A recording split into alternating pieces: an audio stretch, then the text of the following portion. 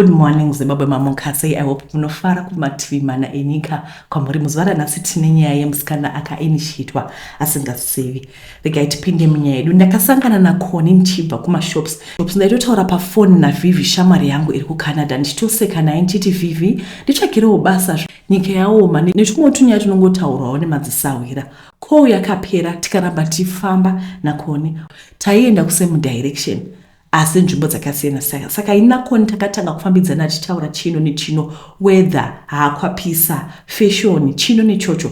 Normally ini ndiri munhu wevanhu vaya vatingati vanhu vari sociable, ndinojairana nevanhu fast. Saka tichifamba takatanga kubvunzana kuti taite mukati meupenyu. Ndikati ini ndaiva ndiri vhenda, ndairarama nekutengesa zvakasiyana siyana, asi ndaimboda kuzamawo kuenda kunohodha. Akandibvunza kuti ndaida kuenda kupi, ndikati kuDubai.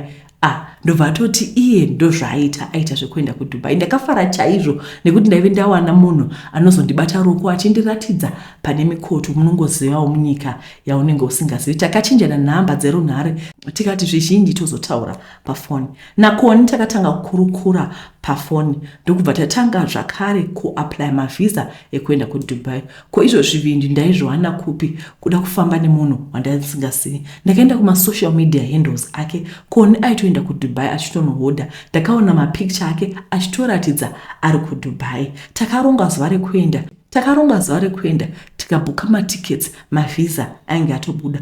Kukana Koni aitengesa vanhu.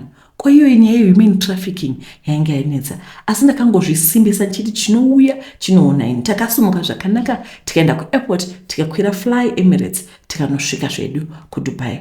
Koni akanditi ndisevhe mari yangu yeaccommodation sezvo aizondibhukira pekugara nemari yake. Ndakabva ndati dzawira mutswanda. Mari yeaccommodation ndaizoiwedzera kustaff rekuhodha. Ndakabhukirwa imwe hotel. Koni aida kuti ndimboona nyika. Vedu kana tazogara pasi rino rine nyika dzakavakwa. Handizivi kuti vakaivaka sei room iyi, asi room yandakanovata yaive pasi pemvura, waitoenda nelift. Room iyi yaive neglass zvekuti mashaki nehove dzimwe nehumwe upenyu pasi pemvura unenge uchitohuona live and direct. Semunhu ainge anoita ndakarota ndichiita senge ndiri kufamba pasi pemvura asi painge pakaoma. Ende Koni kuti aivepo zvakandinesa, asi ndakazvidhisimisa ndikati sezvo ndaiva andawota hotel maybe ndizvo zvinhu zvainge zviri mupfungwa dzangu. Mangwana kwaedza Koni akanditora akandiratidza mukoto yekuhodha maiPhone. Vhiki rakapera hope dziya ndichingodzirota. Ndaingozvisimbisa ndichiti handiti munhu akaenda kunoona shumba anongorotawo shumba. Dzaingova hope dzaindira nemasurroundings angu. Takadzoka kumusha zvinhu zvangu zvikaperera mudenga. Kubva zvandakabva kuDubai ndaingonzwa kunge ndine simba idzva kuti zvaikonzerwa nekuti ndaive ndaita change of environment. Amen. kuDubai ndainge ndakungoita in and out pandadira. Koni ainge ati ndinofanira kurumuka ndoitawo zvangu. Asi chero hazvo ndainge ndakuita mari, ndainge ndava nespirit yeruchiva. Ndaingoti kutarisa munhurume maziso edu akangoloka chete, murume uyu aibva anditevera. Ndakatanga kudana nevarume type kuita senge ndave neshavi. Yanga isiri nyaya yemari nekuti kumahustles angu ndaita mari. Kuti chii chainge chandigara kuita chapa yemunhu. Hope dziya dzakatanga kuita riyo zvichiita senge ndadzokera kuDubai kuye ende raitova gungano hombe. Koni aitovepo pagungano apo kuti ndaive ndainishitwa naKoni patrip yedu yekuDubai. Zandaiti dzaiva hope dzaisava hope, yaitova reality. Chero kuchechi ndaive ndisingachadi kuenda. Ndaive ndongozvinzwira usimbe ndichingonzwa kuti zvekunamata hazvina basa, ndichizviudza kuti ndine mari dzangu. Mukuinitiator ndipo pandakaziva kuti pane anonzi Manjusu anonyengedza vanhu achivapinza mumadhaka, mumasex rituals, mudark money rituals zvichingodaro. Ende havambokuudzi kuti tiri kukuisa muManjusu, unongoona kuti upenyu hwangu hwava kuenda kumawere. Ndakazotizira kuchechi ndatoona kuti rate yandiri kusangana nevarume pabonde ndanga ndatova imbwa chaiyo. Ndaienda kuma-sex parties, kuma-threesome, chamukai yaiva nyama. Pastor vekuchechi ndo vakandibatsira kunamata kusvika ndazosiya ma-sex parties andainge ndakuita. Ndakamuka Koni akandibloka kuma-social media handles ake ose. Ndakaziva kuti ainge azviziva kuti ini ainge ndanamatirwa ende akanga akutoita move on unotsvaka next target. Ndakanzwa kusununguka chaizvo kubva musi wandakanamatirwa napastor. Anyway, yaive iri good riddance to bad rubbish. KuDubai ndainge ndokuziva, saka handina chandainge ndoda kwaari. Ndiko kubuda kwandakaita masviri. Hey guys, handizi kuti nyaya munonzwa sei pamusoro penyaya iyi. Munhu unojoina kazvinhu usingazivi kuti ndozviri kutoita, unenge watojoiniziwa. Handiti munozviona vakaenda kuDubai uko vakaenda vakanovata muhotelu yakanga yakanaka. Munongoziva kuti kwai kuDubai ngai chaizvo isati tatambokuenda. Kana tangokuenda muchaona kuti aiwa vatete vaita ivika. Panyaya ikai chandinongofarira ndechekuti akakwanisa kubuda mazviri nekuti akatorealiza kuti this is not normal. Unenge uri munhare right, usingamboiti zvekungovatavata kuti akaenda kuma-sex parties muchinoita ma-threesome muchingodi kuti unge wapindwa neshave, ende anga adogarwa, vanga vatogarwa neshave. Asi ndinotenda kuti vakakwanisa kubuda mazviri, vakakurumidza kupepenuka mazviri. Pane vanhu vakaipa panze apa. Ndakaona makomenti akasiyiwa namukoma ndianiko. Pane munhu akasiya komenti nezuro achiti Nedweka ini handichina munhu Liberty, mukoma Liberty. Vakati inini handichina munhu wandinotrasta munyika muno. Vamwe vanoti aiwa isu kuchechi hatichaendi takunamata. Aiwa musarega kuenda kuchechi, asi kuti musangopinzwa munochohwa musapinzwa muzvona musingazivi. Mufanira kunamata kuti Mwari everyday makuseni paka patinomuka chite Mwari itai nzira yangu ichene, bvisai zvibinga mupinyu munzira mangu, nekuti unogona kusangana nevanhu vakashata. Hanzi lead us not into temptation, deliver us from evil. Musarega kunamata that father's prayer, unanzi that Lord's prayer. Musarega kuinamata everyday, because Mwari vaitoziva kuti deliver us from evil. Nekuti Satani unenge wakandotimirira, wakandoteya everyday. Ngatipinde munyaya yedu ichitu, asi tisati tapinda munyaya yedu ichitu school fees.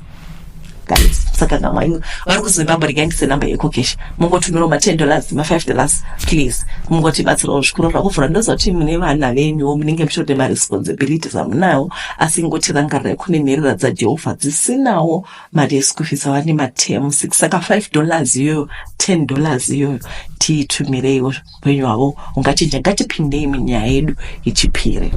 Makadi itete ndiri musikana nemakore 34, handisati ndamboroorwa, handina kumboita mukomana kana kurara nemurume. Kwete kuti ndakashata, asi handitozivi chinoitika pandiri kuti varume vasandionewo. Ndakakurira kumusha ndichigara nababa namai, asi amai nababa vakafa nechirwere. Mushure mekunge vabereki vashaya, ndakatanga kugara natete. Murume wavo akafa kare, handizivi hangu kuti akafa nei. Ndagara natete, vaive nemari isingaite, asi mudzi wemari yatete handina kuziva. Chandaiziva ndechekuti tete vainge vane rumu imwe chete isingapindwi. Ndakakura kusvika ndasvika pazera rekupfimbwa, asi hapana kana umwe akandipfimba. Ndakaudza tete nyaya iyi, vakati varume havana basa. Tete vaindida, vakanditengera mota, asi hapana kubasa kwandaienda. Ndaiswera ndiri pamba kubasa vachiti usatsvaka unoshandirei. Tete vakasvika pakurwara, ndipo pavakandishedza vakandipa key yerumu yavaisada kuti vanhu vapinde. Vakabva vanditi kana ndafa ndinoda kuti upinde murumu ya utore duri ririmo orisa murumu muno, nekuti ndiwo changa wakuvata murumu mangu. Izvi ndaitoziva hangu nechekare kuti nyangwe zvikaita sei vana vatete havazondirasi. Asi pakafa tete hapana kana umwe chete akada pfuma yavatete. Kunyangwe vana vatete vakangonditi mhai sarai nezvese ndezvenyu, isu tinazvo. Asi ndaifunga kuti pakufa kwatete ndichaudzwa kuti tete vaiwana sei mari yavo, asi vana vatete vakati tinenge tichizokutumirai mari sezvataingoita kuna mama. Tete vakavigwa, ndikasara hangu ndichigara pamba pano ndega nevashandi. Ndakatanga kuti ndakarara ndinofambwa, asi hapana chandinoona. Chinhu ichi chinondifamba muchiuno usiku wega. Ndamuka ndichisumudza duri iri rinodola mabhanji ema-USD. Ndinofambwa everyday, ende ndinoramba ndichinzwa izwi richiti vhura duri. Mari ndinoidya kusvika yapera, ndozoudzwa zvakare kuti ndivhure duri. Vana vatete havasati vambonditumira mari tete, asi ndinogara ndine mari isingaiti. Imwe ndinotozopinda mutauni nditengera hangu ma-street kids chikafu. Asi tete iyi inyaya inondidya moyo kuti mari iyi inobvepiko, ko chinondifamba manheru chii. Ndakamboda kuramba kutora mari iyi, asi inzwi rakandodzwa kuti ndinofa ndikasashandisa mari iyi. Ndizvo zviri kuitika kwandiri vatete, ndinotsvakawo rubatsiro. Guys, pane zvimwe zvinhu zvinogona kutoitika mulife medu munhu ungotofunga kuti zvinhu zviri normal asi zvisiri normal. This is not normal. Hazvisi normal. Asi mwana mudiki unenge usingazivi kuti uite sei. Iyi nyaya haisi normal. Tingavabatsira sei? Pane zvakawanda zviri kuitika ende ivo vari kutosuspecta kuti there's something wrong nekuti vatiti hatina kumboziva kuti mari yavo vanoiwana kupi, asi ivo impinga. Regai tipinde munyaya yedu yekupedzisira. Ndakarombera chifambi ndikaiswa nyora pakati pamakumbo. Makadii tete ndiri mudzimai ane makore 25 ndinogara kuEpworth kuOverspill. Ndine mwana wangu asitora chokwadi mwana wemusanganiswa handizivi baba vake nekuti ndakamuitira mbawa. Nyaya yangu tete ina handina kupedza chikoro, saka munoziva kuti munzvimbo yeEpworth makazara chifambi ende hachinyadzisi. Indakatanga basa reupfambi ndichori form 3 ndaitiza kumba ndichitobuda nepawindo vabereki vakarara. Ndapedza form 4 ndakafoira handina kana kutomboda kudzokorora. Ndakabva ndatanga kugara nevamwe vasikana vaiita zvekutouchline. Ini tete pamba pedu mama vangu vailojesa vanhu vanopinda kubhawo uye munoziva kuti pfambi haimi, saka vaiti vakaigira zvinhu nezvikomba zviya nezvikomba zvavo vobva vapa mama. Zvakandipa kudawo kuendawo kubhawa. Ndakatiza pamba ndikatanga kugara kudombo raMwari nemasiniya echipfambi. Ndipo pandakazivawo kuenda kun'anga nekubata mushonga yekupfekedza kusasi kuti murume wose wandinenge ndarara naye anze kuda kuramba achidzoka pamwe nekuti paanondiona pese andipa mari. Ndakazosvika pakuenda kun'anga yakanditemera nyora pasikarudzi pamwe nemuzvidzwa, asi pari padhuze nesikarudzi. Tete ndakati ndapedza kutemerwa nyora ndaifanirwa kuiswa mushonga unopinda munyama yangu. Mushonga uyu yaiva powder. Ndatemerwa ndaifanira kuti ndaiswa mushonga uyu ndorara nemurume mavanga achiri manyoro achikwiza mushonga kuti upinde muropa. Murume wandaifanira kurara naye ndisekuru vaive vari n'anga. Vaive kadhara tete uye vaitotyisa, asi nekuda mari ndakarara navo tete kusvika ndafenda. Ndakazomuka atova manheru, ronda rapora uye pakusaoneka kuti ndatomerwa nyora. Pandakafenda handizivi kuti sekuru vakaitei neni. Ndakabva kun'anga ndokuenda kumba ndikageza ndobva ndaenda kubhawa. Ndakaita mari tete musi uyu. Ndakaita maclient eshort time hobo. Ndakazoenda nembinga kumba ikandipa kamari kaitenga. Ndakaramba ndichiita zvinhu izvi kusvika ndakwanisawo kutenga stand nekuvaka imba muno muEpworth. Ndakavaka 4 rooms ndokuitawo mwana wangu. Ndakati ndazvara mwana ndiko kutanga kwaitambudziko rangu. Mwana harari anochema usiku hwese achizviruma. At the same time indakatanga kuvaviwa pane nyora paya. Ndikatangawo pakwenya pakatotanga kutoita zvironda tete dzamara pakutobuda urwa. Mukufamba kwandiri kuita ndinonzi ndakatyora mhiko ndaisafanira kuita mwana, asi sekuru havana kundiudza zvemhiko izvi pandakanotora mushonga. Kwandafamba hapana urikwanisa kundipa zambuko, vanongondipa tsananguro uye kwese kwandofamba ndinongonzi nyora dzamakatemerwa makatyora mhiko. Sekuru vaye vakafa nekuti panguva yandakaenda kwavari vaive vatochembera zvekuti zvekuita bonde navo zvaitova zvivindi. Ndokumbirawo help inini mwana wangu. Mwana wangu anochema zvinorwadza uyezve inini panhengo paya pakuramba pachirwadza.